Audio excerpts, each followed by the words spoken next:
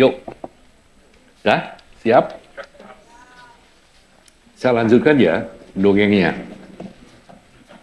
Jadi disimpulkan, tadi pamri saya menerangkan mengenai sejarah itu adalah kebiasaan kita melihat bahwa Borobudur itu adalah perwujudan kebudayaan yang luar biasa. Yaitu kebudayaan sifat-sifatnya menurut saya itu dan ini monggo kalau bisa kita lihat supaya bisa kita gali lagi semakin banyak yang bisa kita terapkan semakin bagus. Tapi paling tidak dari segi kita-kita ini ya, 4 hal tadi yang dari segi perwujudan Borobudur mengenai kebudayaan yang ada di sana ini menurut kita extraordinary, yaitu kebudayaan yang begitu momot, yang begitu menerima, yang begitu pasif, dan uh, dalam riwayat di sini itu tidak pernah ada pertikaian antara agamanya urusan di sini. Jadi keberagaman agama ini sudah sebetulnya mendarah daging ada di sana.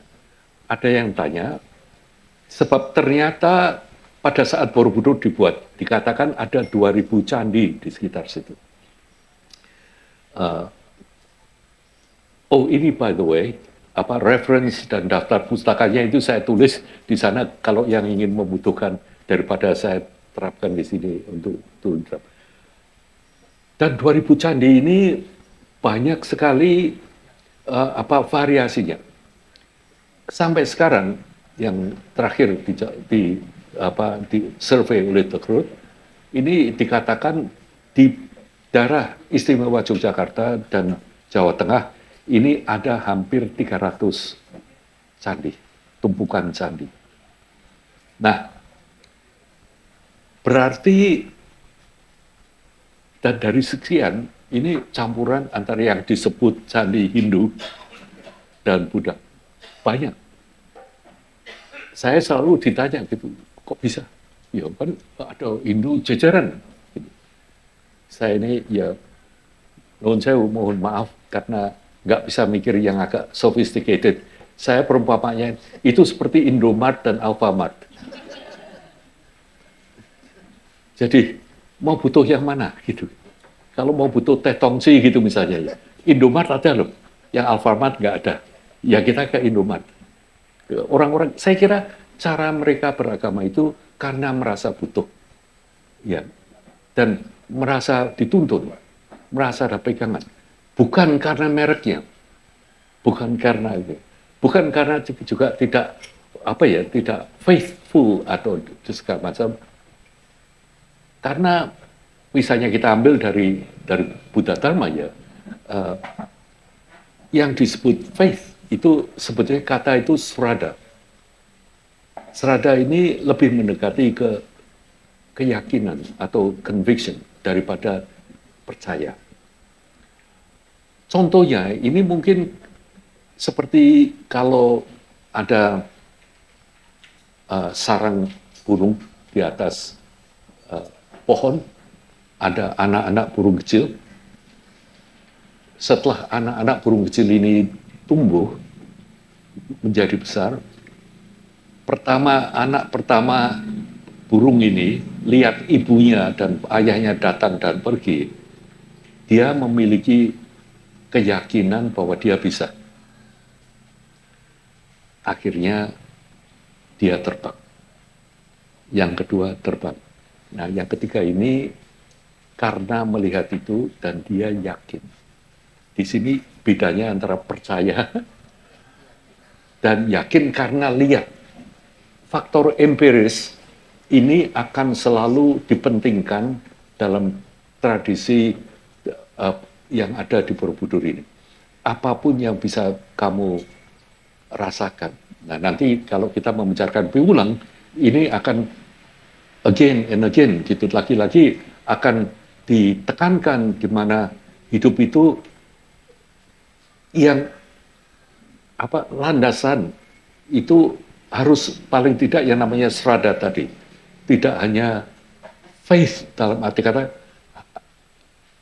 Jadi salah satu contoh yang dicontohkan dalam ajaran itu misalnya kamu tahu enggak, ya kalau metafor mengenai gajah kita sudah sering dengar ya.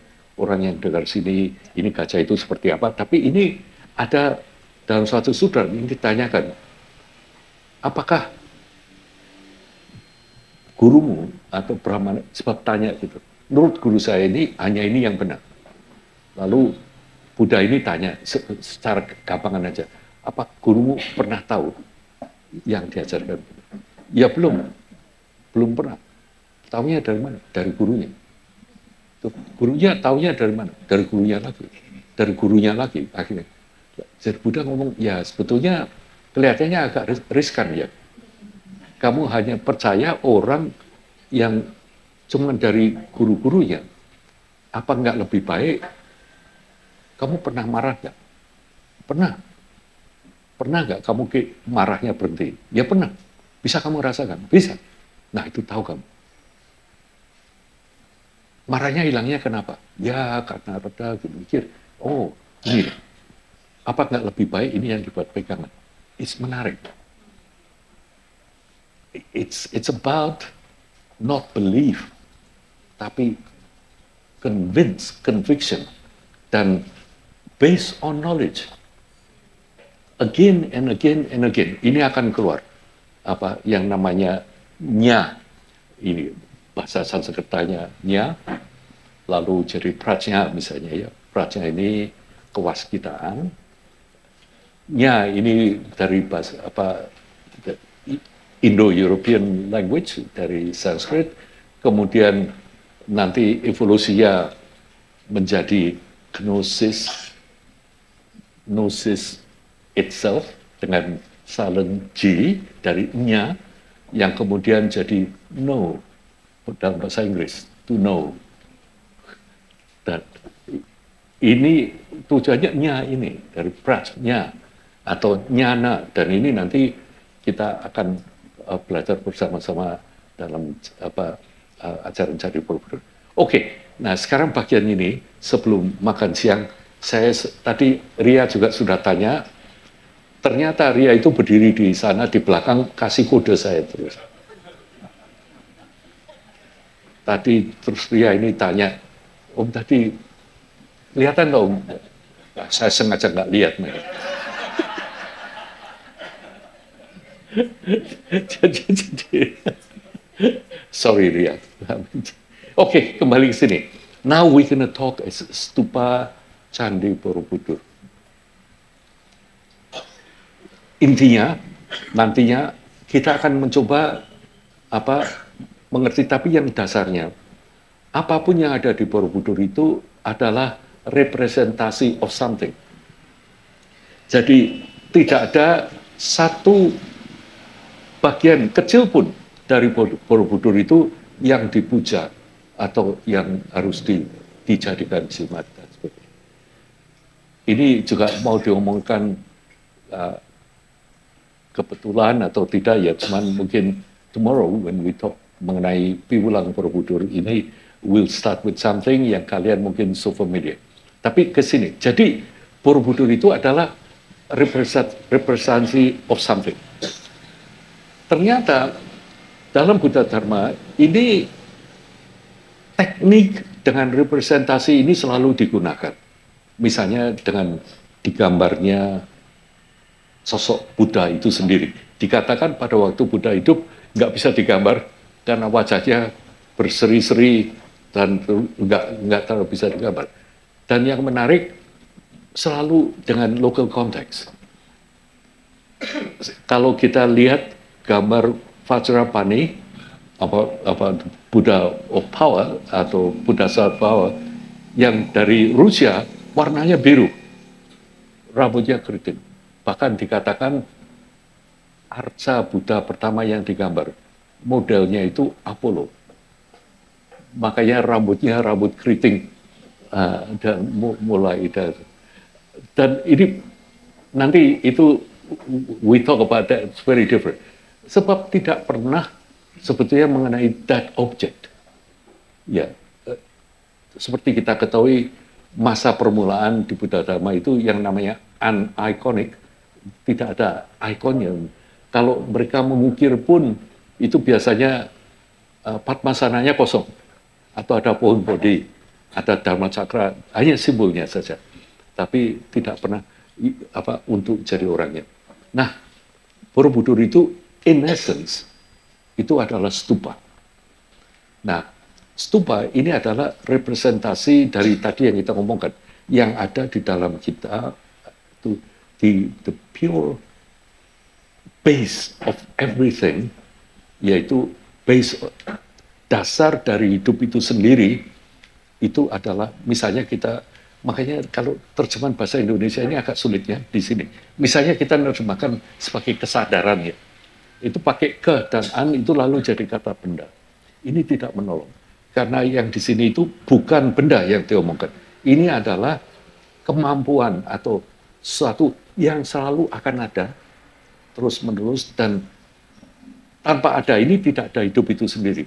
Makanya kata-kata yang digunakan dalam bahasa Sanskerta yang dikatakan the ultimate nature of mind, bahasa Inggrisnya banyak nih, mind, consciousness, awareness, and all that ya.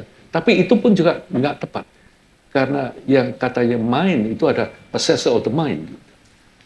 Jadi kalau mind dalam hal ini atau cita, right? Kita pakai kata cita, sebetulnya bahasa Indonesianya ada menggunakan cita, bersuka cita, berduka cita.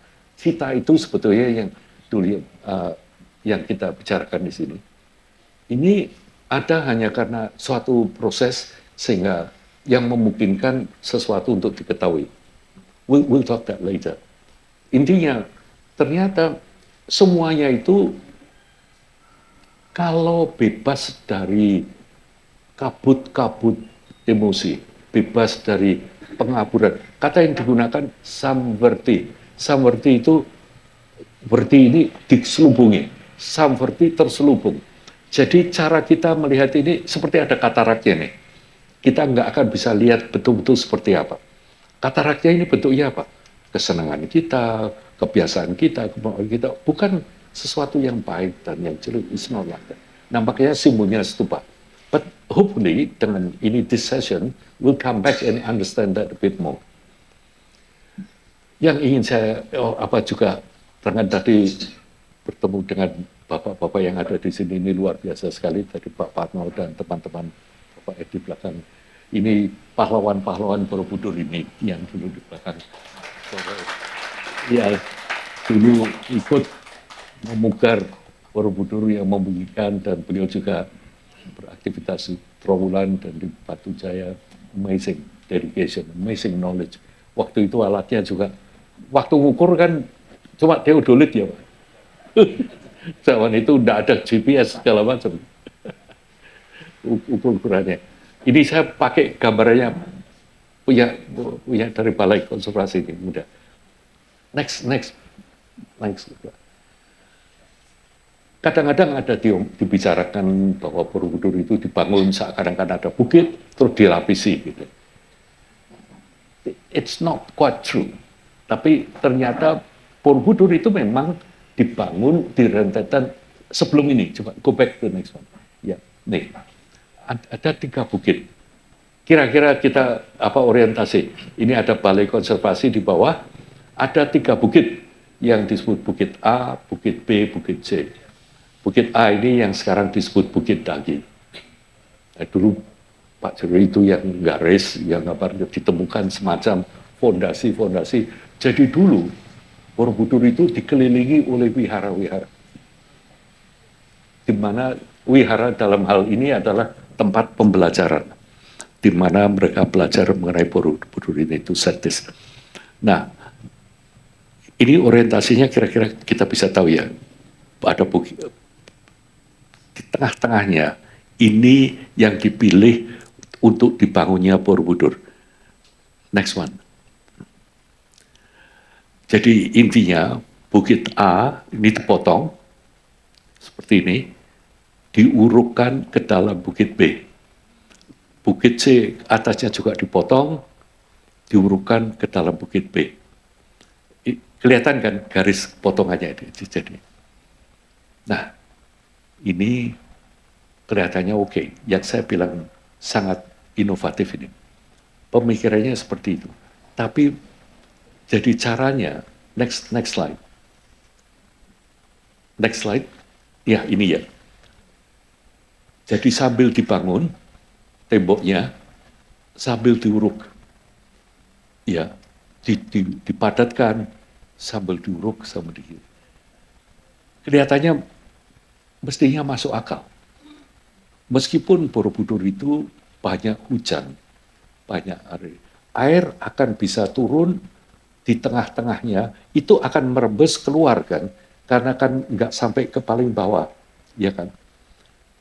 Pertimbangannya itu seperti itu. Jadi Borobudur itu bukit yang asli itu yang warna coklat itu, yang arsiran itu urukan. Jadi sebetulnya lebih banyak urukannya. Itu bukitnya itu hanya dipakai sebagai elevasinya saja. Nah, sambil dibangun, ini kan bangun tembok ya. Hujannya turun dari bawahnya, dari sini. Mereka tidak tahu ada lapisan yang warna gelap ini.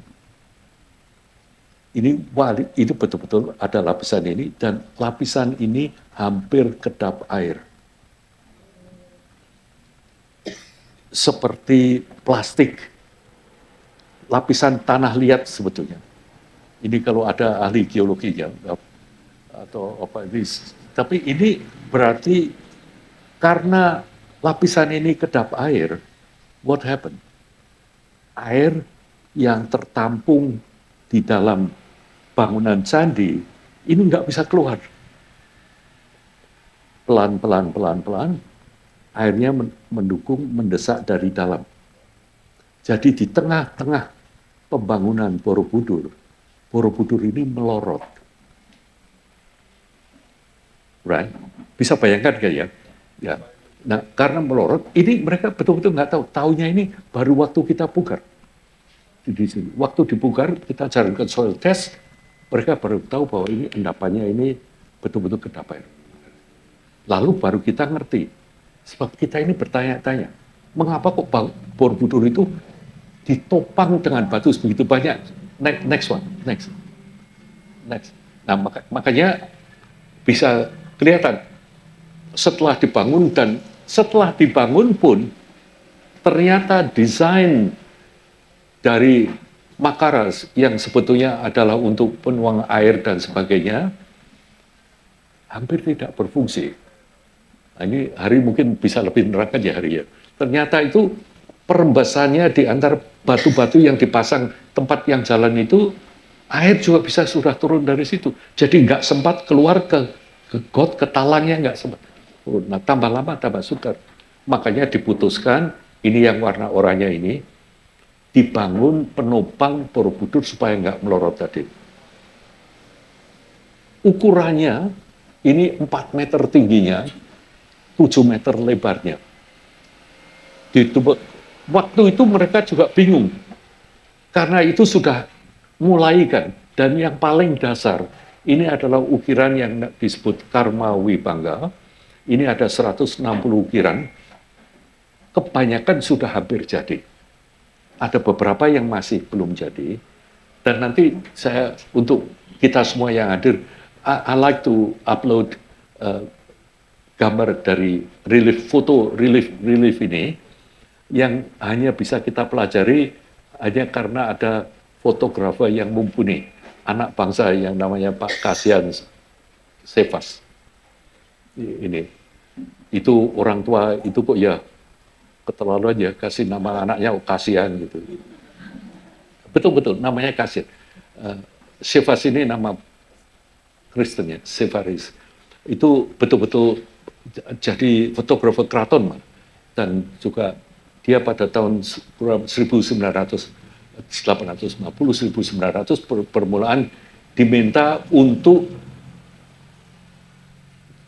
jadi sedikit kembali ke sejarah sebenarnya. Ya, yang tadi saya nggak sempat cerita itu mengenai sejarah, mulai pada suatu hari Raffles ketemu sang bupati lalu ngomong mengeduk Borobudur. Nah, di sana ini kita lalu baru tahu bahwa sebetulnya setelah Borobudur dibuka, setelah dilihat, ini kita baru bisa lihat, oh ini strukturnya semacam ini. Tambah lama, tambah dibersihkan, tambah lama dibersihkan. Di akhir abad ke-19, salah satu arkeolognya ini lagi jalan, Eisenman namanya, beliau lagi jalan di sana, melihat kok ada pingulan di antara, ada yang pingulan begini, batu yang diukir seperti ukiran gitu. Kalau ini ya ada ukiran gitu, pingulan diukir gitu. Lalu dia mikir ini mungkin ada apa-apa di dalam, di bawahnya. Coba dibuka, ini 4 meter tingginya. Mereka juga buka, setelah dibuka beliau lihat, wah betul ada ukiran di sini. Lalu diasumsi ukirannya ini akan menyeluruh di 4 begini. Lalu diputuskan, ya wes, kalau memang sudah begitu, kita buka, kita foto. Kasihan siapa sih yang dapat komisi. Zaman itu ya tidak usah pakai SP apa, jadi tidak bagi-bagi komisinya.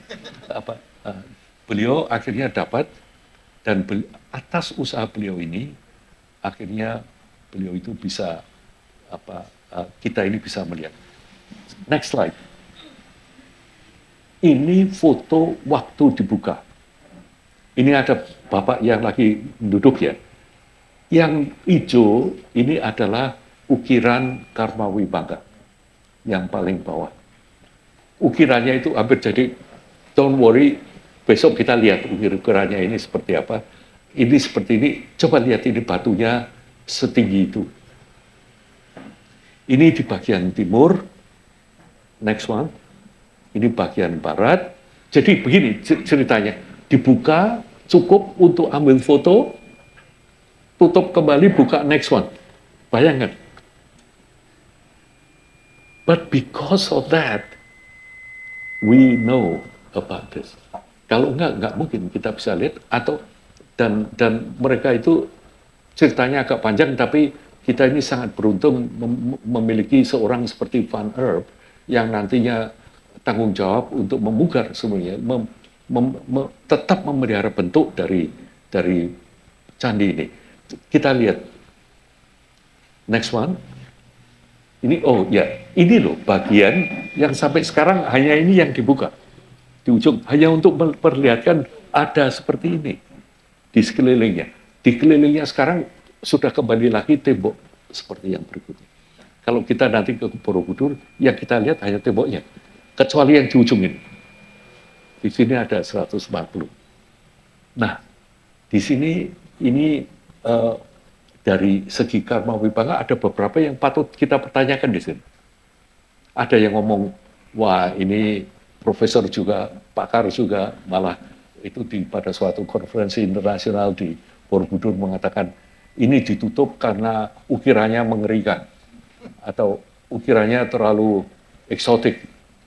Saya kok nggak pernah bisa bayangkan ukiran yang lebih eksotik daripada ukiran di tempel-tempel di India itu. Jadi pasti bukan itu.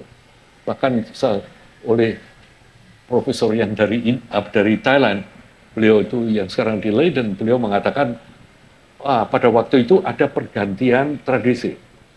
Beliau menekan ada suatu tradisi yang kita sebut wahana pribadi, tradisi yang mementingkan pembebasan pribadi dibanding dengan tradisi yang luas ini yang disebut Mahayana.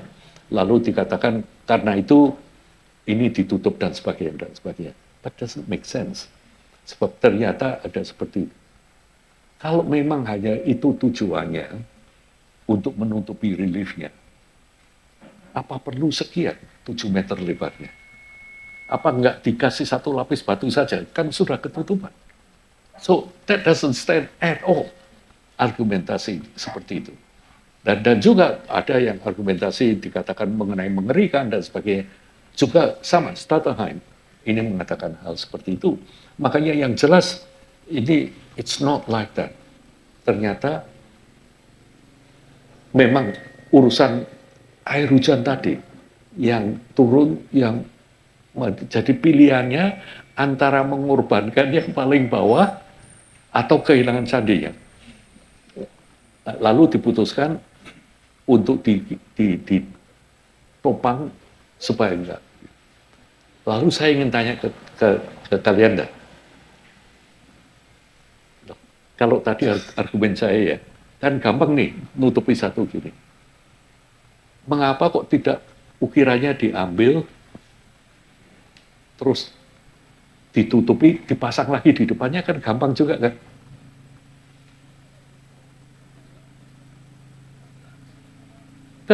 Kan bisa kan harusnya. Why? Hah? Oh, memang iya, tapi pada waktu dicopot, tahu persis caranya. Jadi mengambil satu itu, bisa kan ya Hari, kalau misalnya itu dicopot diganti dengan batu. Dia sungkan aja. Bisa, enggak. Saya kira ini ada hubungannya dengan philosophical reason.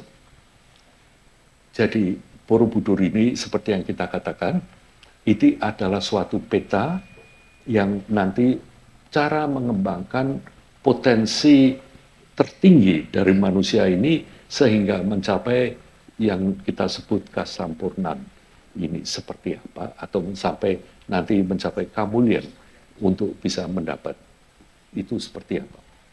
Untuk itu landasannya karma wibangga. Jadi ini simbolik menurut saya. Makanya tidak dicopot karena harus tetap di sana. Jadi dalam hidup ini nanti gebrakan pertama, please understand tentang karma wibangga ini. Ini makanya nanti bersama-sama kita akan menjadi lebih jelas. Karma ini jelas bukan nasib, bukan tulisan segala macam, but we will learn about this together. Mengapa pentingnya mengenal karma sebagai landasan di mana hidup ini nanti kita nyumbang ke atas. Saya kira alasannya lebih ke situ daripada teknikal. Makanya ini nggak dicopot. So they know. Jadi nanti para cantrik itu kalau dibawa ke sana selalu diceritakan iki nang kene ya le ono karma wibangga. Urusan ini diterangkan yang bawah di sini, ini yang sebab butuh dimengerti bahwa hidup itu harus berlandaskan pengertian tentang akuntabilitas etis dari perbuatan kita. Ini main message. Nanti sesudah after lunch we'll talk to the detail on this one dan selebihnya. Saya setuju ini karena sesudah lunch itu ada baiknya. Kalau sebelum lunch malah nggak suka makan nanti kalau tulisan di sana. But okay. So we going to talk about that. Sekarang jadi yang jelas ya, pengertian Stutterheim di tahun 20-an, di mana beliau menulis, ya apa God bless him, ya karena beliau itu pengetahuannya Buddhis juga terbatas. Ya, beliau itu dasarnya arkeolog. Maka beliau itu lihat banyak candi-candi, lalu menyimpulkan bahwa candi itu mempunyai bagian A, B, C, pakai 3 burloka, marloka dan sebagainya. Candi-candi itu memiliki seperti itu. Lalu beliau juga bingung, Borobudur kok nggak punya? Juga nggak punya yang namanya garbagriha atau ruangan yang di dalam untuk pemujaan. Borobudur juga nggak punya. Nanti kita bersama-sama membicarakan mengenai itu. Stutterheim lalu mengatakan, ya lalu karena dia ngerti Buddha Dharma sedikit, di sini loh, kata-kata itu penting sekali, ya kalau diingat, a little knowledge is more dangerous daripada no knowledge. Ini ternyata knowledge dia yang sedikit, maksudnya bagus, diterangkan. Borobudur itu terdiri dari karma dhatu, rupa dhatu, arupa dhatu. Ini salah total. Karena ini nanti kita bisa lihat di ukiran-ukiran sini ini, karma dhatu ada contohnya, rupa dhatu ada contohnya, arupa dhatu ada contohnya. Jadi, dan ini sudah dibuktikan dan dibantah oleh beberapa banyak pakar dan sebagainya, tapi masih tetap ada. Jadi sebetulnya di antara kalian kalau yang canggih-canggih itu harus berani merubah Wikipedia ini. Bahwa karena dengan adanya pembatasan mengenai karma dhatu, rupa dhatu, dan arupa dhatu, by the way, dalam pengertian yang diajarkan di Buddha Dharma, sampai rupa dhatu pun itu masih di alam samsara.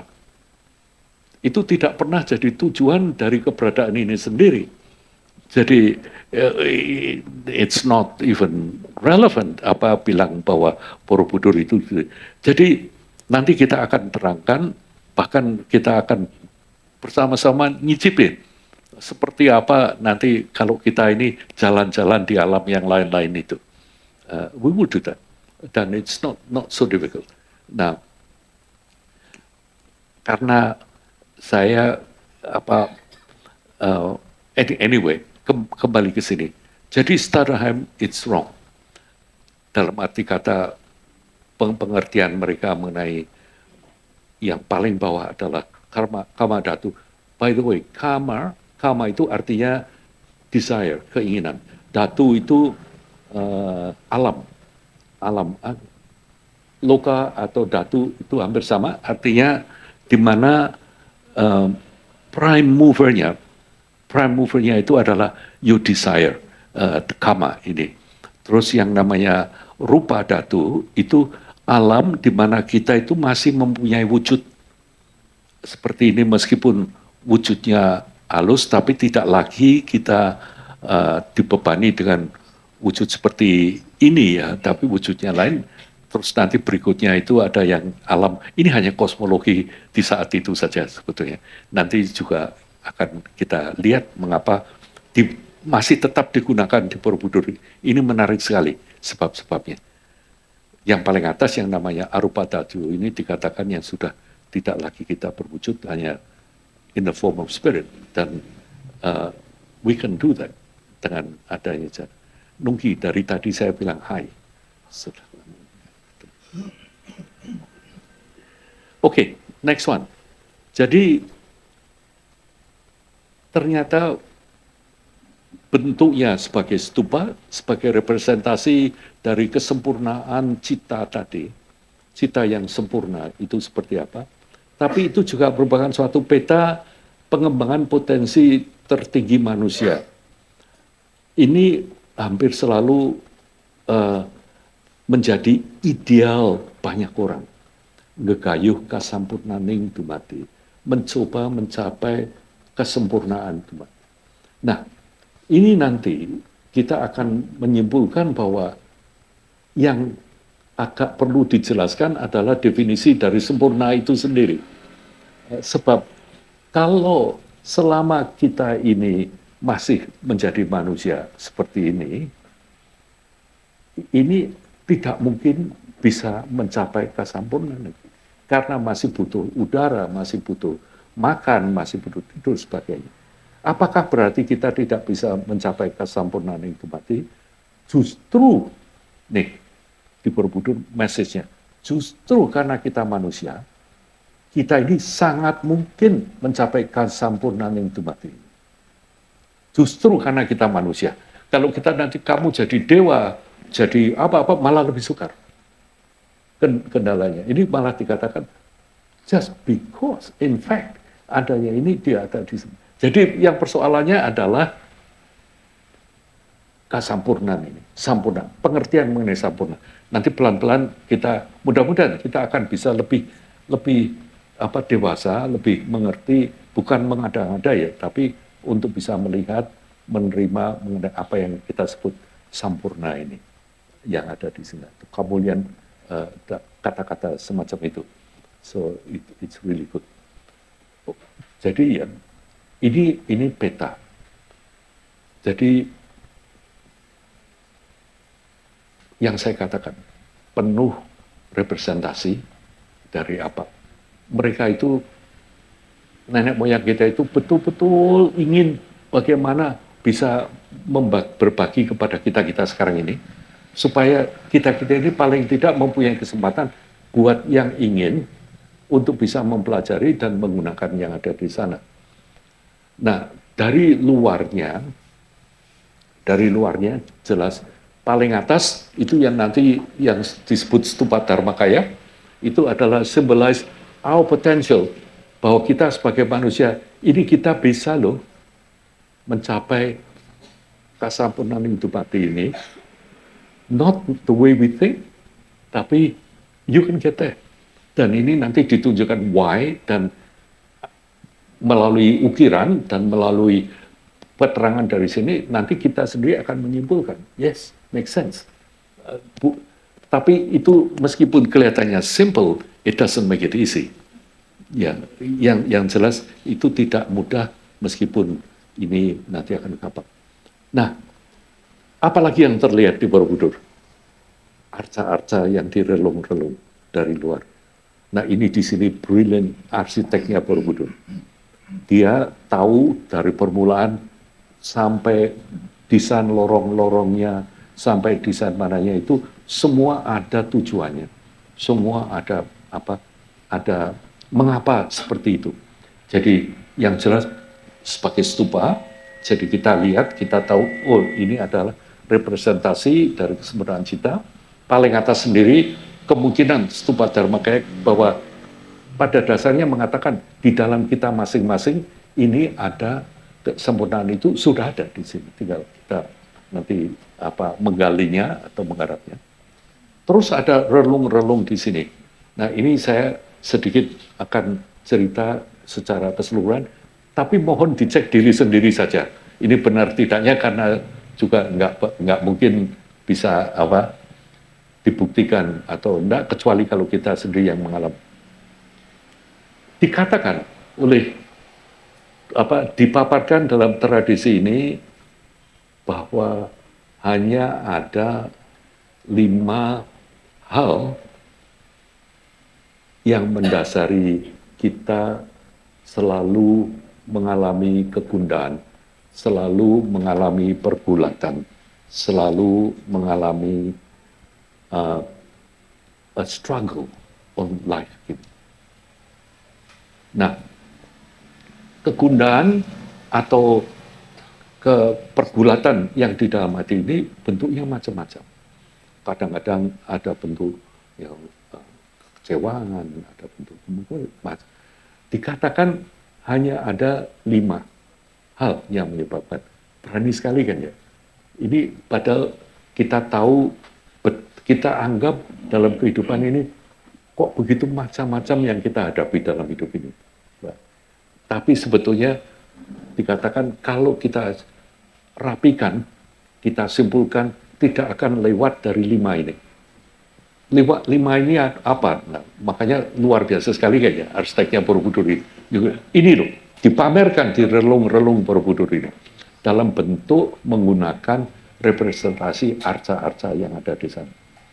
Arca-arcanya di sana ini ada yang menghadap timur, menghadap barat, menghadap utara dengan sendirinya ya. Borobudur kan persegi. Ternyata karena kita dari jauh kelihatannya arcanya sama kan, arcanya lain-lain. Yang lain-lain itu mudranya, tangannya ini, posisi tangannya. Ini lain-lain.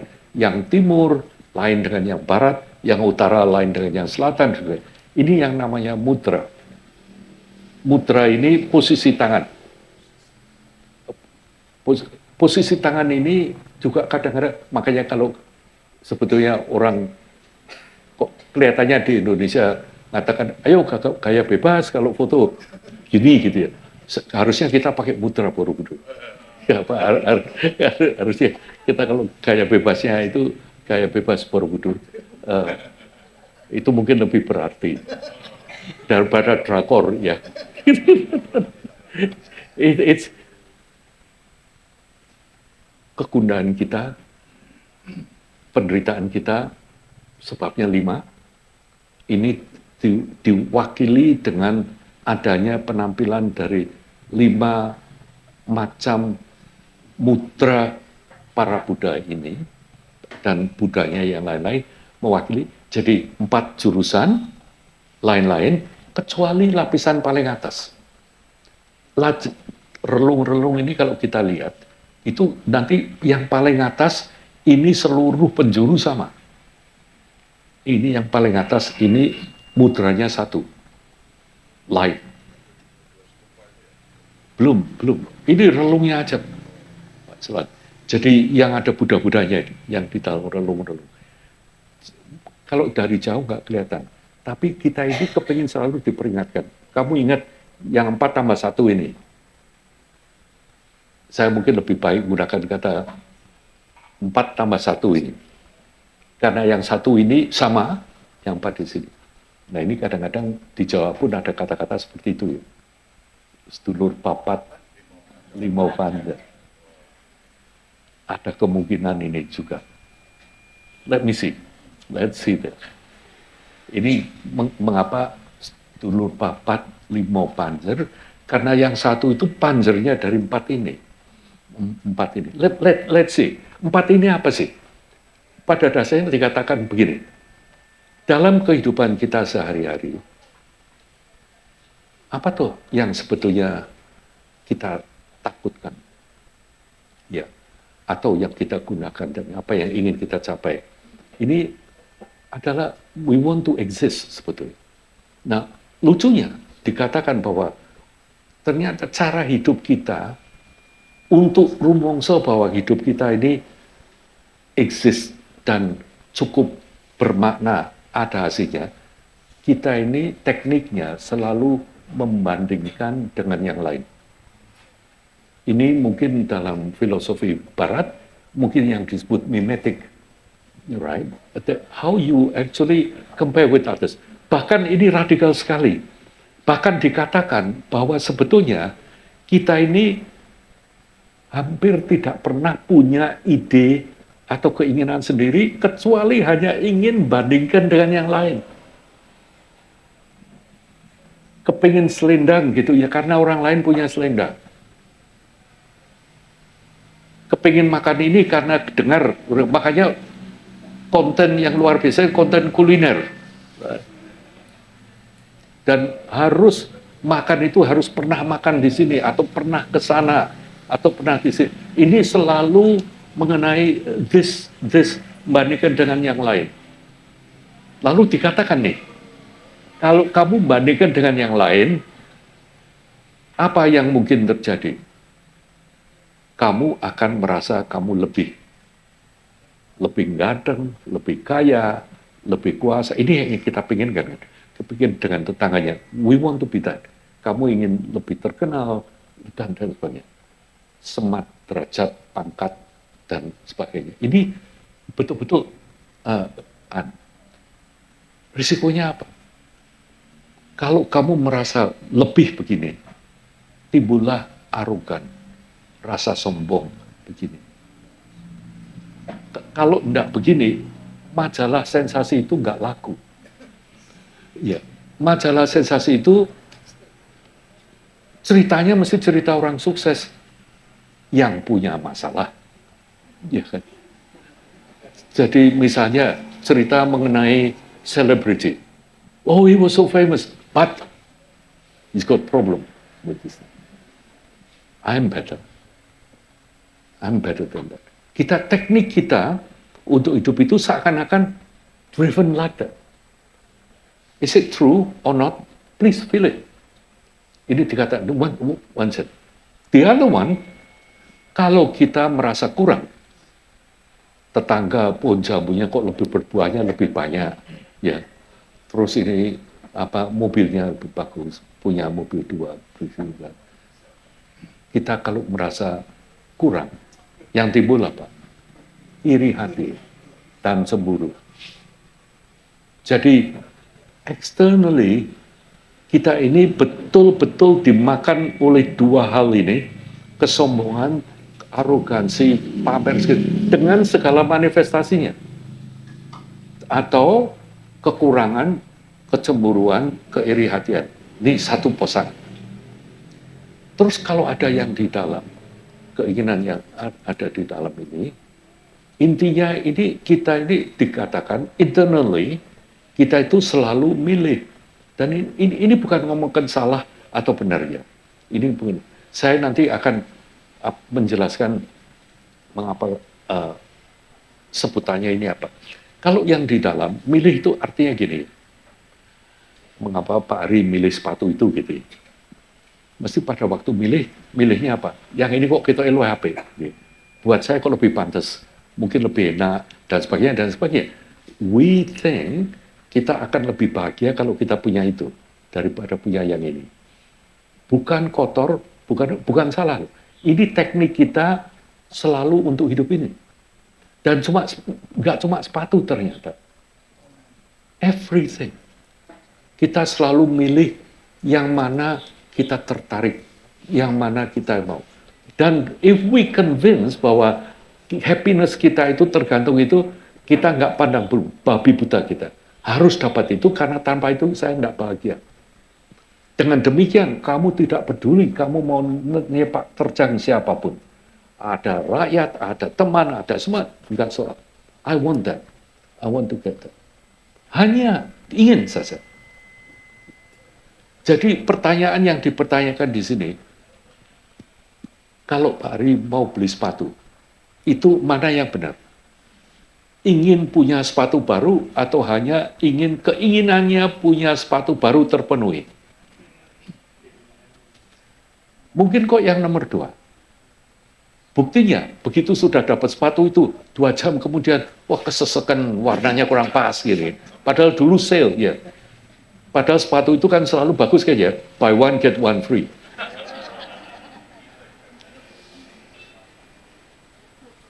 Kita ini jadi dalam hidup ini, yang namanya mimetik.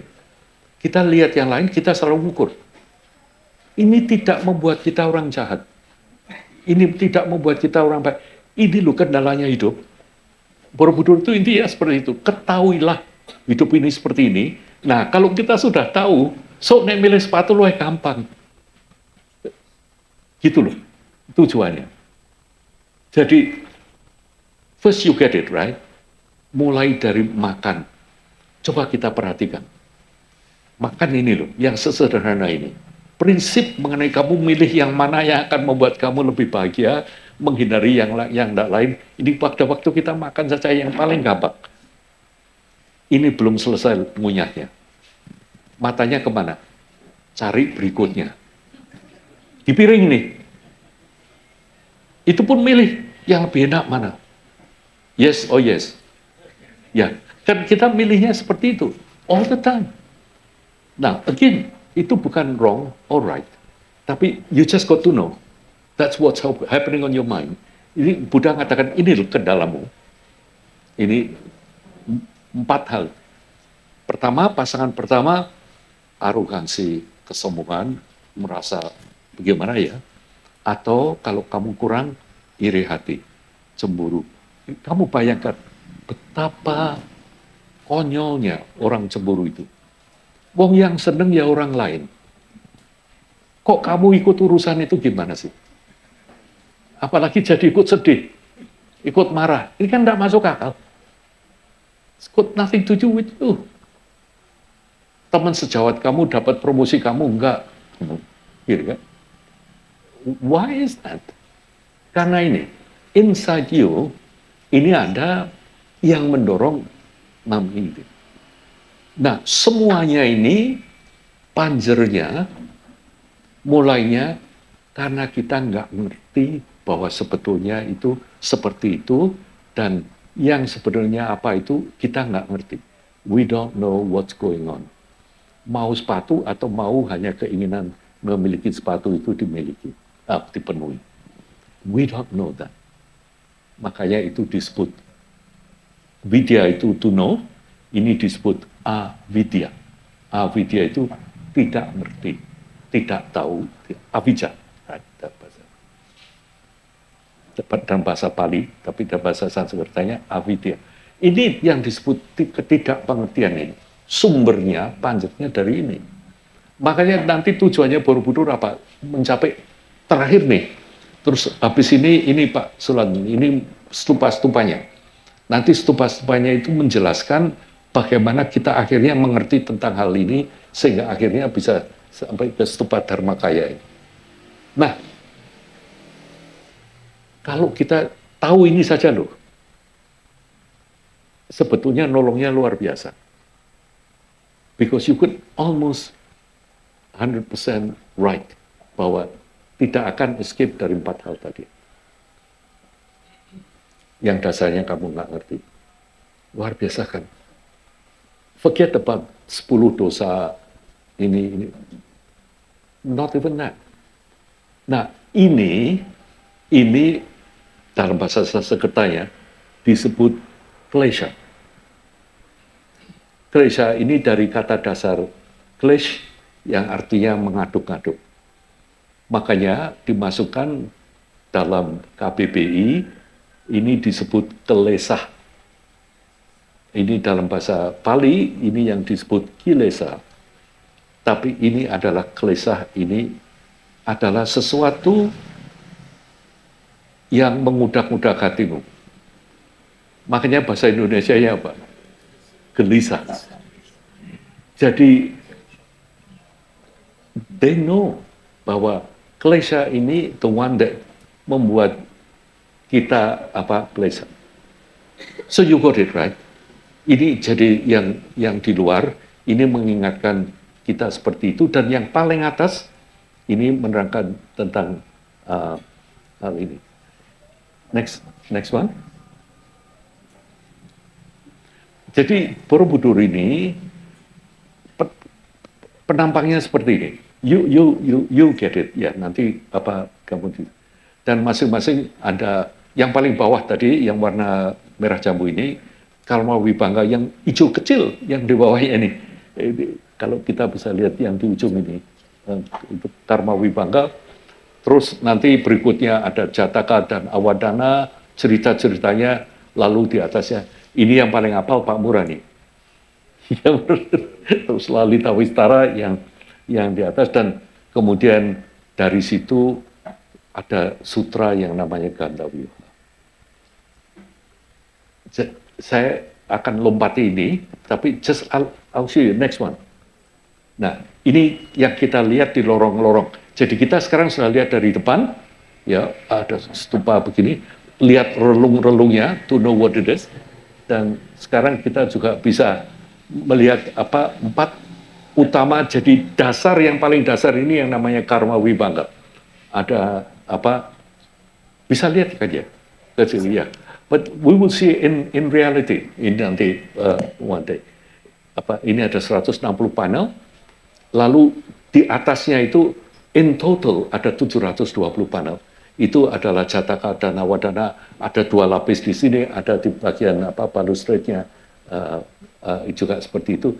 Nanti yang paling atas ini juga luar biasa. Suatu sutra utuh yang namanya Lalita Wistara. Lalita ini jogetan, Wistara ini yang luas. Artinya itu sebetulnya Lalita Wistara itu menceritakan sepak terjang Bodhisattva Swetaketu sebelum beliau turun ke bawah menjadi Sakyamuni Buddha. Jadi pinnacle of your career as a Buddhist, sebelum Buddhis malah. Jadi pinnacle your career as a Bodhisattva diceritakan di situ.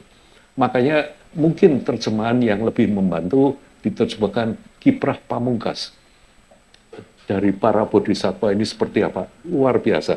Terutama buat yang tertarik di sini. Di dalam Lalita Wistara ini ada yang disebut 108 gerbang muka dharma. Ini pure management. Amazing. You know, 5 of this, 7 of this, 3 of this. Dikatakan para bodhisattva, ceritanya ya di Lalita Wistara, setelah Bodhisattva Swetaketu ini mengabarkan bahwa beliau sudah waktunya beliau akan turun ke Jambudwipa, istilahnya turun ya, tidak tahu saya turun atau belok kanan atau ke atas, enggak ngerti saya arahnya. Tapi akan ke Jambudwipa, akan mengajarkan di sini. Tapi setiap bodhisattva yang akan turun memutar roda dharma itu harus menjalani fit and proper test. Nah, fit and proper test-nya ini mengajar yang namanya 108 gerbang dharma. Ini you got to read this, you got to access this. Dengan kepandaian kalian dan ketajaman pikiran kalian. Ini is a wealth of management style in this one. Dan yang it's amazing. Yang betul-betul based on knowledge and kindness. It's very different. And it's so successful. Makanya jangan lupa, message dari Borobudur, ini be successful. You have to be successful in whatever you do. Ya, ibu rumah tangga kayak, jadi anak, jadi semua. Dan kalau kita butuh contoh, ya kalian-kalian ini. Kemarin saya baru dengar ceritanya. I was just so rejoicing of all what you've done, all of you. Amazing. Saya dengar cerita gitu, yang ini begini, hanya ikut senang. Sampai saya dengar ceritanya kayak gitu, sampai almost cry. It's so great. Dengar yang dan mengatakan, baru tahu juga, maaf di Abu ya, luar biasa sekali usahanya. Dan how much you affect people. Itu buat saya hampir nangis kemarin dengar cerita begitu. So, makanya rasanya nyaman sekali bersama kalian ini. Amazing what you doing, for example. All the komunitasnya, dan it doesn't matter what doing, tapi tujuannya, background, what you doing, what you committed to see in reality bagaimana manusia berusaha mencapai potensi tertinggi. It's so nice. Tidak hanya ingin paling kaya, paling terkenal, but you just want to be so useful. The whole humanity, your country, your nation, rakyatmu. Akhirnya itu dirimu sendiri. Beautiful. I cannot think of a better thing for you to do. It's a nice thing. Dan saya dengar semuanya seperti kemarin saya tahu Pak Rim misalnya, kita masih tetap akan up and down in life, right? Ya, ternyata belajar dari Borobudur itu memimpikan, mendambakan pada suatu hari, pada suatu posisi, semuanya akan perfect. Ini keliru total. That's not how it's going to work. How it's going to work in the base of everything, there is this perfect kindness that you have already di sini. Atasnya masih up and down, right? Up, down, up, down. Sebab kalau kita flat line itu, we're in trouble. Loh. Is that true? Harus titit kalau flat line. Dan salah satu yang di Borobudur ini disebutkan yang disebut Patisotagami. Ini dalam Sutra Lalita Vistara, yaitu keberanian melawan arus. Not to think what others just think. Jadi jangan ikut-ikutan. Ternyata memang benar. Ya. Ikan yang ngikutin arus itu selalu dead fish. Ikut ngambang aja kan. Don't be dead fish. We can do that. So it's worth thinking this in that context, right? Dan di sini makanya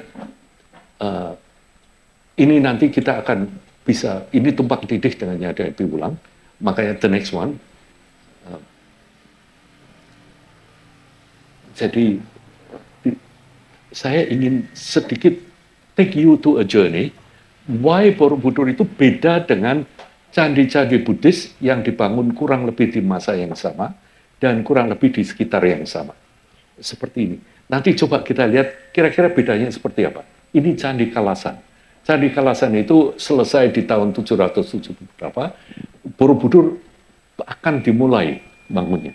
Kalasan selesai, Sari selesai, Borobudur mulai dibangun. Coba kita lihat, ini Candi Kalasan. Next. Ini Candi Sari. Candi Sari ini juga kata-kata juga dikatakan dari kata bahasa Jawa, Sari. Ini tempat para biku tidur.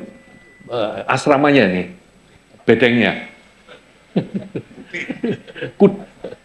Ini bedengnya, Candi Sari. Makanya kalau kalian yang pernah ke sana kan multi story kan, ada tingkatannya. Oke, next. Candi Sewu ini yang disebut Manjusri Kriya. Oh, by the way, Kalasan ini disebut Tara Bhawana, right? Adalah dedikasikan untuk penghayatan atau pelatihan sesuai dengan semacam ritual yang menggunakan Tara sebagai Dewi Tara sebagai Ista Dewata sebagai your own personal ideal. Intinya gini ya, saya sedikit menerangkan supaya juga nanti toh mau tidak mau kita harus ngerti ya. Kalau dalam Buddha Dharma diterangkan ada gambaran misalnya di Tantra ada Avalokiteswara yang tangannya 1000 gini.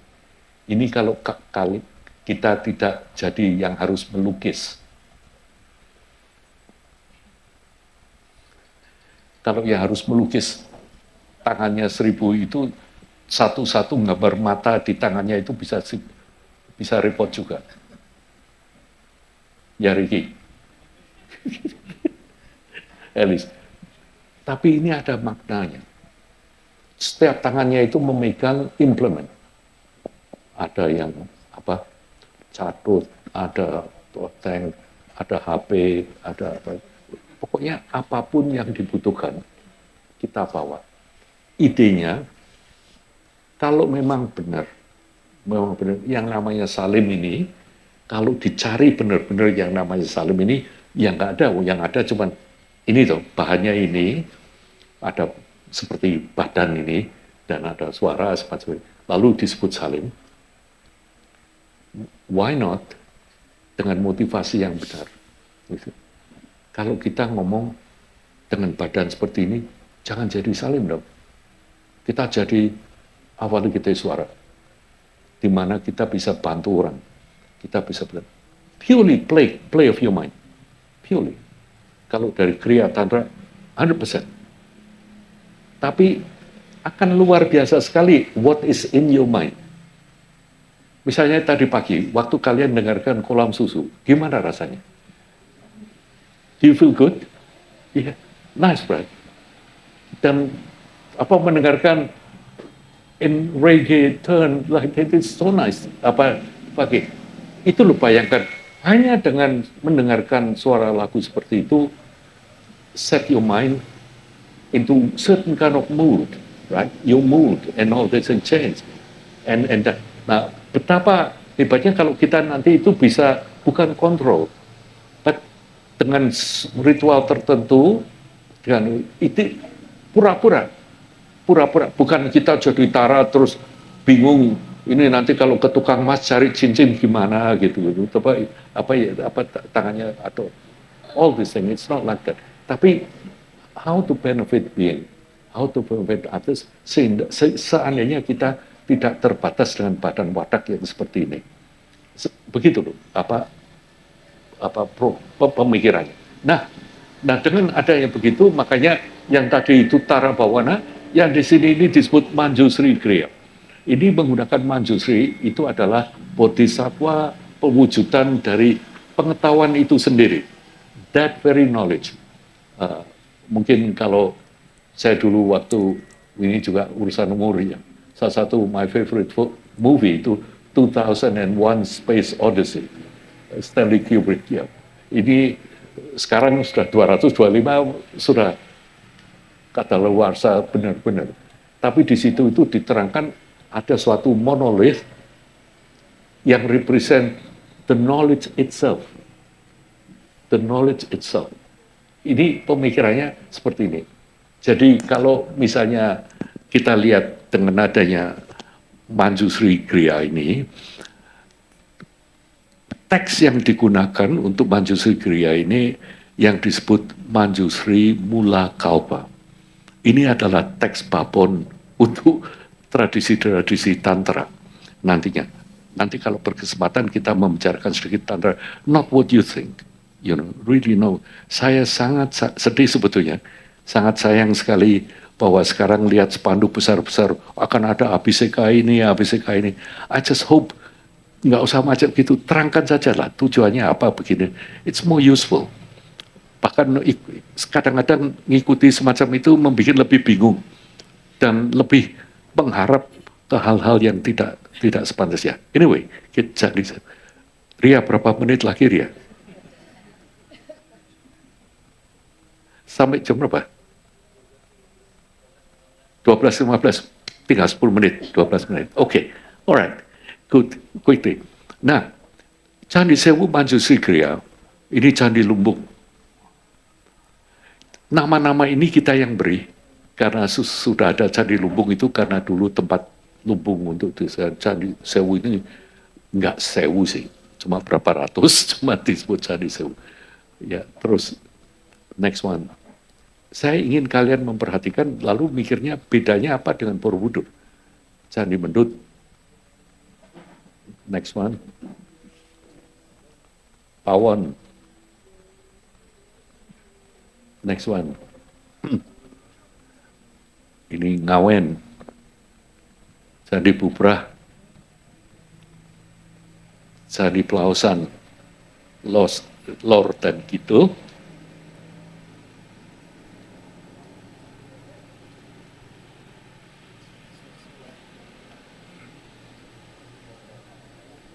Keep going.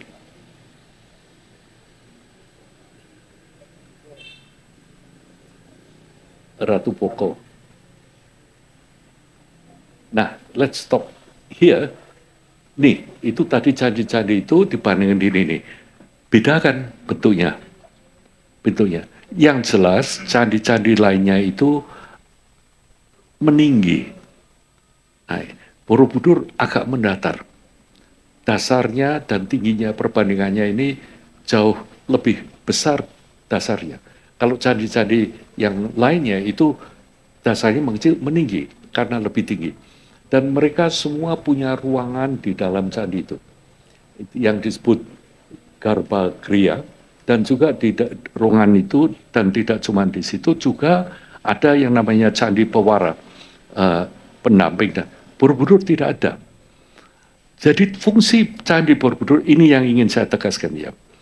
Ternyata fungsi Borobudur ini lain dengan candi-candi lainnya. Disebut candi karena kita meminjam definisi dari Pak Sukmono yang mengatakan, sudahlah kita sebut saja semua bangunan-bangunan yang dibuat di masa mulai yang kita sebut di Hindu Buddha ini dan sampai waktu-waktu tertentu kita sebut saja candi.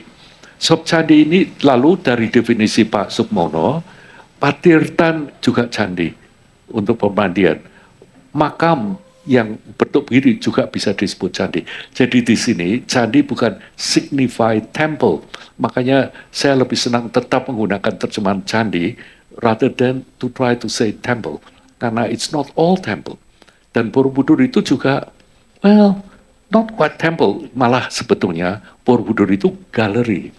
Nah, ini di sini jadi nenek moyang ternyata pada waktu Ratu Panangkaran membawa angkatan laut ke Chaitya, ini beliau berhasil sekali kan.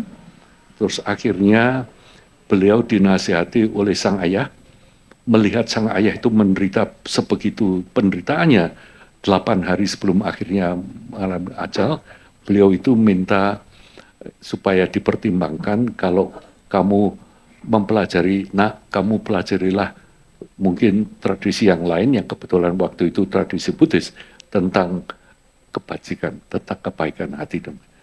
Beliau pelajari ini.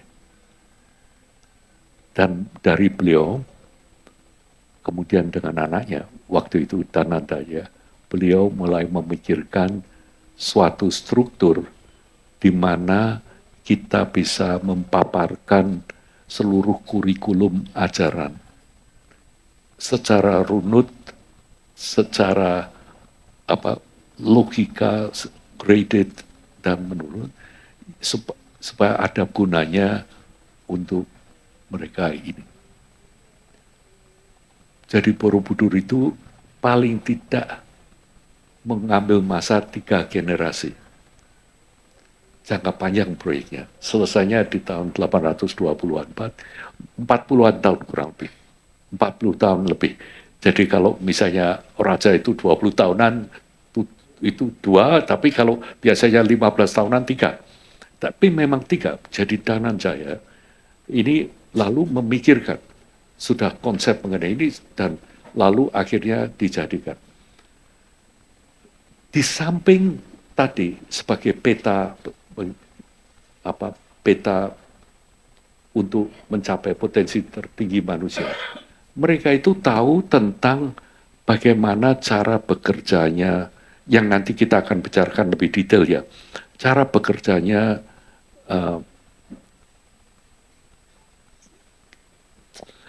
atau gini, maaf, saya sedikit mundur, saya tanya seperti mungkin yang saya tanyakan di antara beberapa kalian. Kalau kita jujur, ya kalau jujur nih, berapa persen dalam hidup kita ini ternyata sesuai dengan apa yang kita rencanakan? No, right? No, nggak banyak. Lalu saya tanya nih, apa yang mendorong kita to do A bukan B? Mengapa kita mengambil keputusan ini bukan itu? Kemudian why you do this? Kemudian terusannya sini ke situ. And why are you okay with it? Atau sometimes you're not okay with it.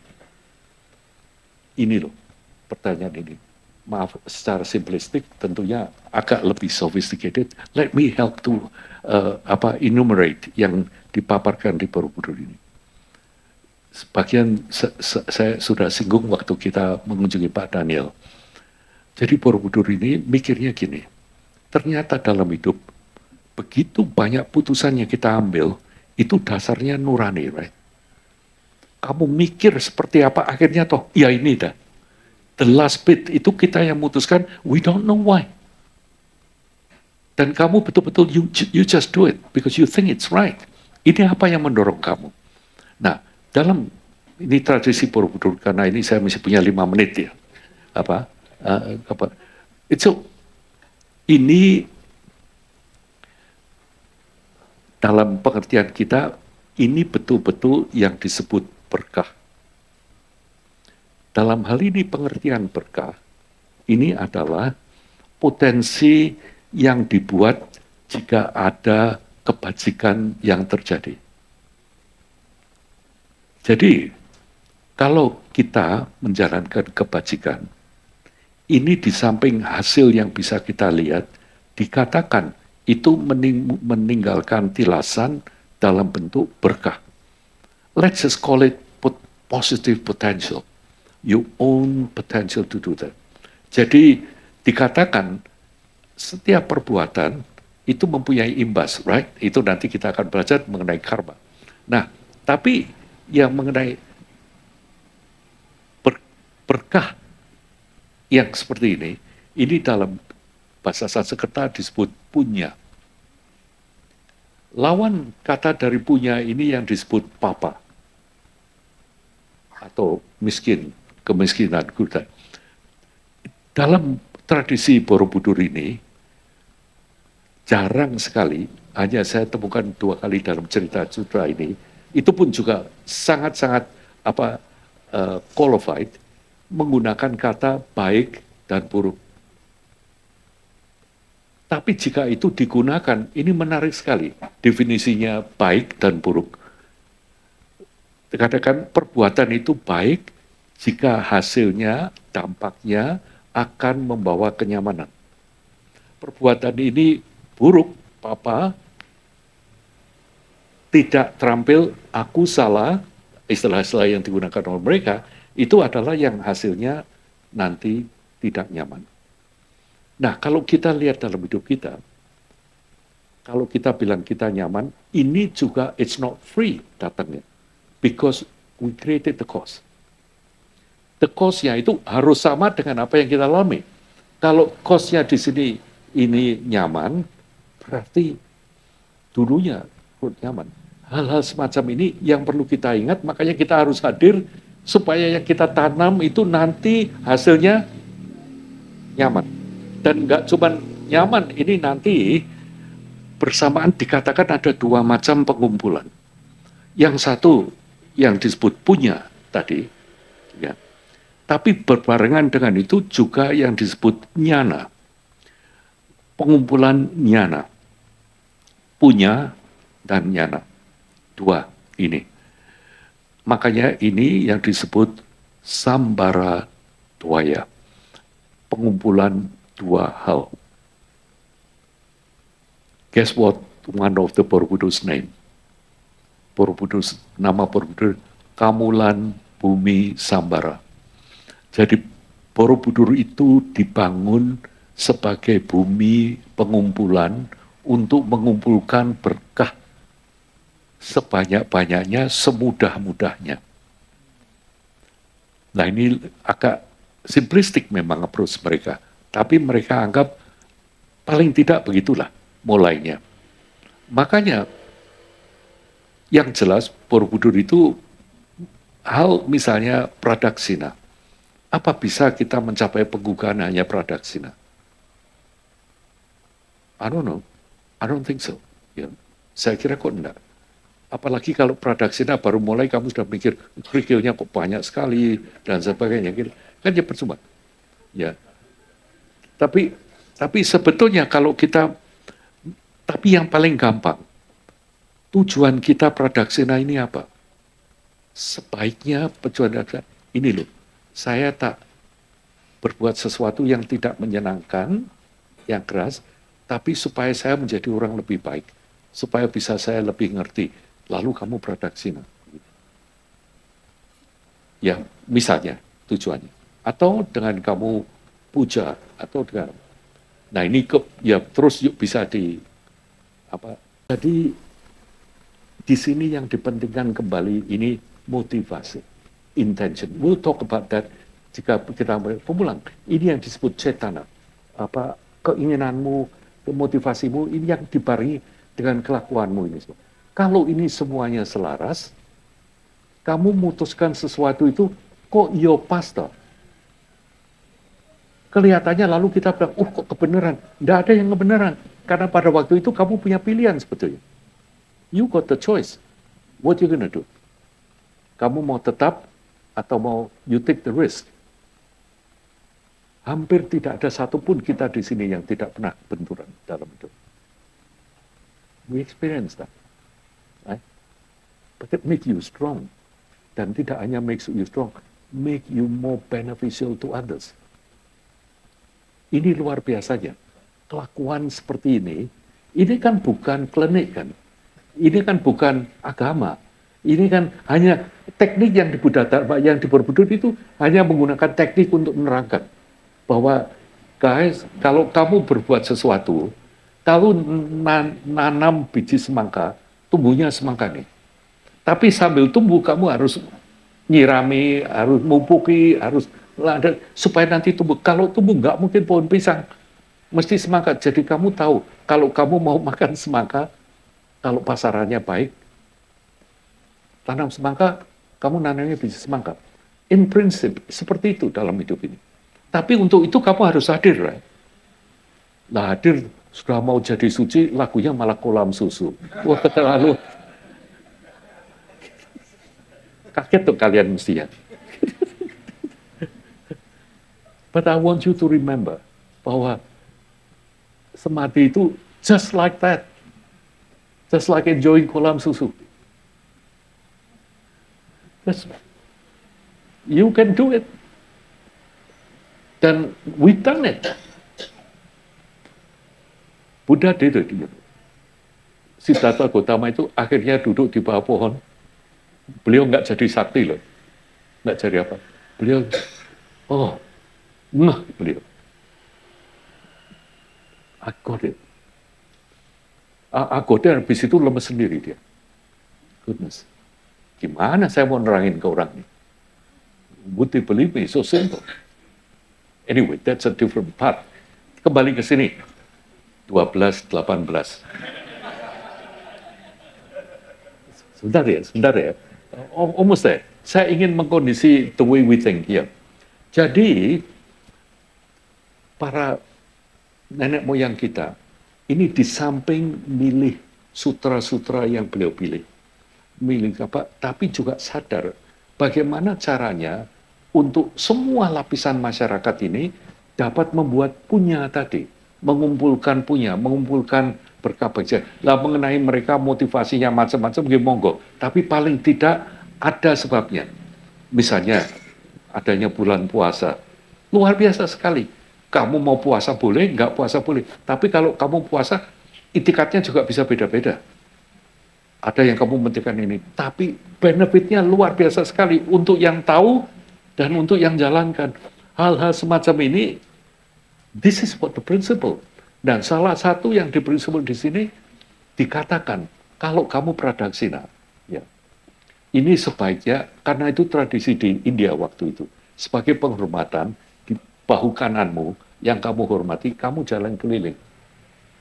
Doing that. Semakin banyak yang kamu hormati, semakin banyak yang kamu rasakan bisa membantu kamu. Ini semakin efektif. Nah ini agak sedikit komersil nih. Sekaligus timbang kamu muter satu stupa, jalan 10.000 kali, 10.000 stupa, jalan sekali. Kok seperti tukang asongan ya? Tapi iya.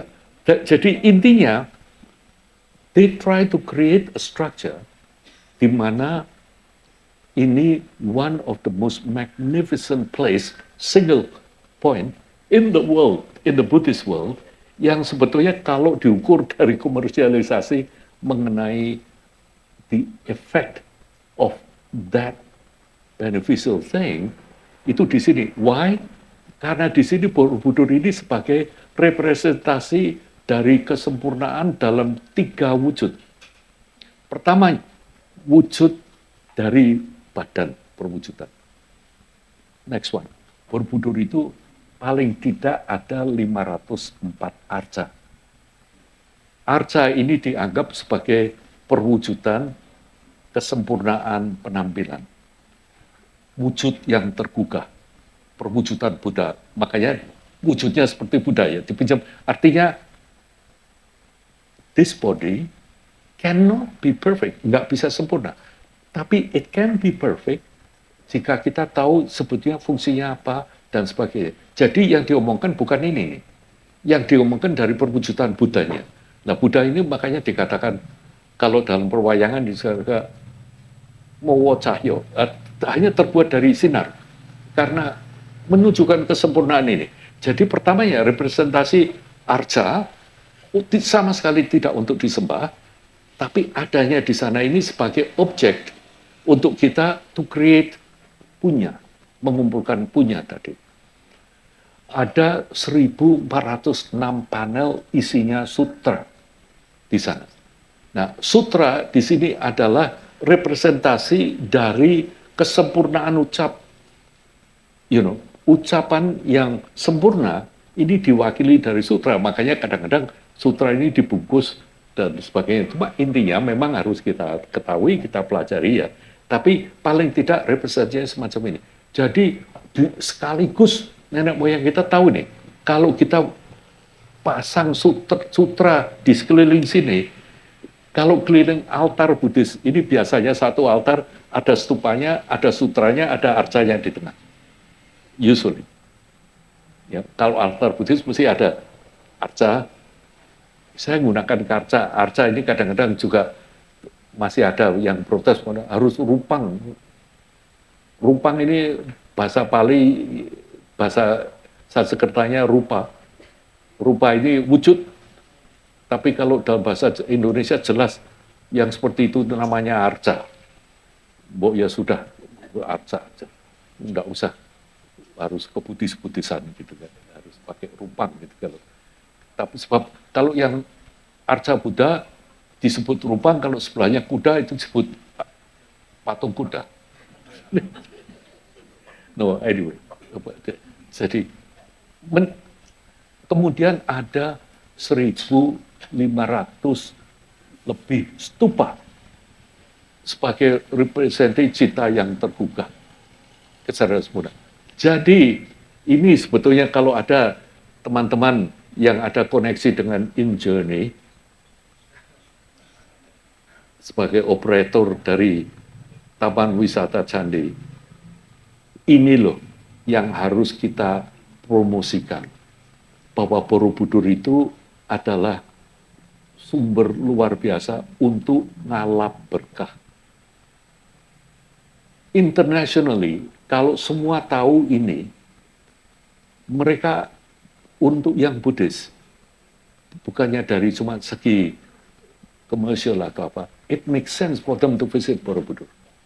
Tapi tidak hanya karena Bapak Presiden menunjuk dulu ya, menunjuk ini sebagai super destinasi, atau hanya karena Menteri Agama mengatakan ini adalah sumber tempat ibadah orang Buddhis, lalu para Buddhis akan berbondong-bondong ke sini, lalu tambahnya bisa juta-jutaan, nonsense. Makanya sekarang mereka itu panik karena juga nggak ngerti mau seperti apa. If only they know, then I hope one day they will know. Kalau Menteri Agama ya bisa tahu bahwa ini loh, ngertinya mereka itu harus ngerti dulu bahwa ini adalah sumber ngalap berkah yang luar biasa. Dan tidak ada bandingnya di mana. Kita ke Bodhgaya, tujuannya apa? Pradaksina.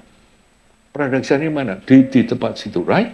Tapi di Borobudur bisa jauh dan kita luas sekali. Harus mengikut sertakan lingkungan. Ada sesuatu yang salah di Borobudur ini. Dengan adanya bangunan seperti ini, kita di hotel itu tiap pagi dengarnya mobilnya semua Alphard dan semua ada 4Rider-nya. Padahal di dusun ini, ya hampir semuanya punya begini. Padahal dusun Borobudur ini salah satu dusun yang termiskin di kecamatan. Dari mana fair-nya? Dari mana keadilannya? Dari mana masyarakat-masyarakatnya? Makanya kalau masyarakat itu bingung dan masyarakat itu agak sinis melihat perbandingan, bisa dimengerti loh. Jadi tapi kalau kita mau menaikkan income dari Borobudur, ini seperti Murah dan teman-teman dari KMI ini yang pemandu-pemandu beri bantuan dong, sopan didukung untuk education supaya mereka lebih bisa belajar, mereka ngerti seperti ini. Bisa fasih dalam berbagai bahasa. Ya, bahasa mana? Kalau seperti yang Murah katakan malam ini, Murah ini selalu dipercayai untuk menemani Raja Jepang gitu, atau Raja Chicago, Barack Obama. Terus dan sebagainya. Tapi ini loh yang kita dari Bumi Borobudur, dan mudah-mudahan kita bisa menginfeksi kalian semua ikut berpartisipasi seperti ini. If we can really more knowledge seperti ini ya, knowledge Borobudur ini, dengan demikian yang kita butuhkan itu misalnya kita buat audiovisual room ya, yang terakhir, yang mutakhir, orang datang lihat dan you could see, terinspirasi. Kemudian kita buat tempat untuk sembahyang pemujaan dan sebagainya. Ini loh, we can really get the tourists to come, terutama Buddhis. Sebab kita punya totally different product.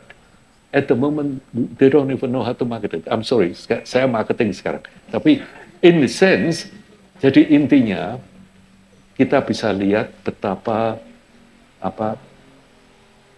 sangat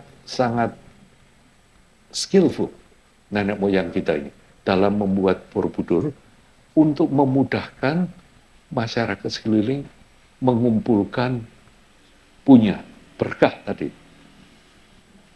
Makanya sekarang kalau kita mengerti cara bekerjanya berkah seperti itu, kalian bisa tanya loh, apakah berarti hanya orang yang bajik yang enak? Saya lihat orang yang baik hati juga banyak loh yang menderita, yang sengsara, ya kan, kayak gitu. Nah, ini nanti kita akan belajar ternyata berbuat kebajikan ini tidak mudah. Sesuatu hal yang paling sukar kita kerjakan dalam hidup ini adalah memberi. Karena hampir tidak mungkin kecuali kita ini begitu awas dan eling, memberi itu juga bisa sebagai ego trip. It's for you really, but you want to do this. It's not even a gift. Almost it's a transaction. Makanya kalau di Buddha Dharma dengar gitu, I love you as long as you love me. It's a contract. It's a contract, right? It's a transaction. Jual beli nih. So if you stop that, I stop this. Mulai suara seperti Trump, right? But kalau alangkah indahnya jika kita berani, I just love you. Ini mengomongkan apa? Your language nih, the one that you use, so touching. Sebab definisinya love is to make the beloved happy. To see the beloved happy. And try to, isn't it nice? And it's so practical. And it's so simple. But we don't dare to do it like that because how about me? Kita selalu scream in the background. How about me? Poor me. What's in it? Mana berani kita menyintai semacam itu? Just want to make the others happy, definisinya. Welas asih yang dinyanyikan Sigit kemarin, definisinya dalam merasa tidak tahan melihat penderitaan, then you are willing to take that away from that person by your action. Nah, semalam yang saya sangat-sangat terkesan dengan grup ini, waktu dia itu mengatakan perbedaan antara melas, kasihan, yang dasarnya emosi, yang berarti kalau emosinya hilang, melasnya hilang. Atau kalau orangnya yang dikasihani ini nggak nurut dengan kamu, kamu jengkel. Atau dengan welas asih, dasarnya kepedulian. Dan dalam welas asih ini, kita kadang-kadang, sering sekali kita ini tidak hati-hati. Kita itu masih sering ingin kontrol situasi sehingga kita tidak melihat lagi penderitaan. Makanya sering kita lihat misalnya, saya lihat teman ayahnya misalnya sakit gitu. Si anak tentunya nggak tahan lihat si ayah sakit. Atau si ayah jatuh gitu ya. Lalu tentunya kita juga nggak tahan. Tapi ini loh, yang keluar dari mulut dan kelihatannya betul-betul peduli ya. Tapi Pak, mbok sing hati-hati to nek apa-apa. Nah, bapaknya yang ngomong, ayo ngerti to le, nek memangnya kalau saya ya hati-hati kepleset gimana? Ya. Tapi sebetulnya banyak advice kita itu hanya karena kita tidak tahan melihat adanya penderitaan. Makanya yang kemarin dikatakan oleh saya, yang paling sukar dan yang paling berarti itu adalah hadir di mana ada penderitaan. Just be there. Kamu just put your hand. I'm here. Yang kemarin saya kagum sekali. Tikut ini loh yang saya sebut ngoyot jelo ajarannya. Saya kira kok itu ajaran dari Borobudur untuk bisa sampai seperti itu. Nah, ini dengan demikian berapa menit lebih ya. Nah, oke. Nanti sesudah ini kita makan siang, setelah makan siang kita berbincang-bincang dengan Dek Abu ini. I hope that mempunyai waktu untuk mencerna. Kita ini patut disyukuri, ya kan, jadi orang Indonesia. Mempunyai kebudayaan dan orang tua dan leluhur yang tidak hanya memikirkan kemakmuran dalam arti kata materi, gitu. Tapi juga ada kebudayaan dalam yang kita miliki sebagai bangsa ini adalah kebudayaan yang agung, ya, mengatakan mengenai diri kita sendiri. So we just have to be thankful and please enjoy lunch. We will see each other.